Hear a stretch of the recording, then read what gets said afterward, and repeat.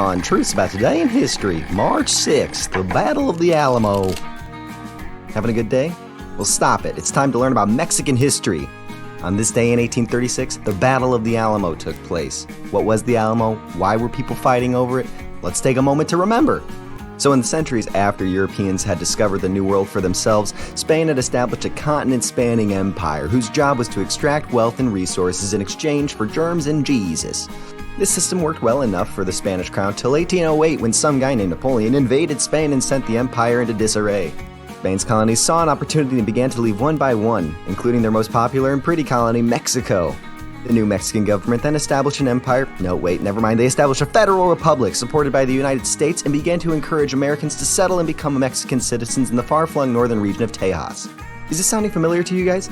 Something to keep in mind is that the Mexican government was both Catholic and against slavery, and the new American settlers were not. This should end well. So this new Mexican republic is eventually abandoned in favor of a centralist quasi-military dictatorship under the auspices of a guy named Santa Anna who wanted to consolidate the country into one unified nation, so he began enacting centralist policies and ceased immigration to the country. The Anglo-American settlers, for their part, decided to politely cooperate with the government. Just kidding, they laid siege to the Mexican forces at San Antonio de Bexar and fandangoed in the streets. They even captured the Alamo mission, where the rebels would garrison their forces. Santa Anna was having none of that and amassed a force to crush the Texas rebels. When they arrived, the rebels were held out in the Alamo mission, so they laid siege to it, and there you go, that's the Battle of the Alamo, that's why they call it that. Among the defenders were famous figures like Davy Crockett and Jim Bowie, who fought bravely to the last man, refusing to surrender despite insurmountable odds. The fall of the Alamo became a rallying cry for Texan independence. Eventually, the Texas rebels would strike a finishing blow against Santa Anna at the Battle of San Jacinto and shouted, "Remember the Alamo," as they fought. Texas would later become a member of the United States and would never think about secession again.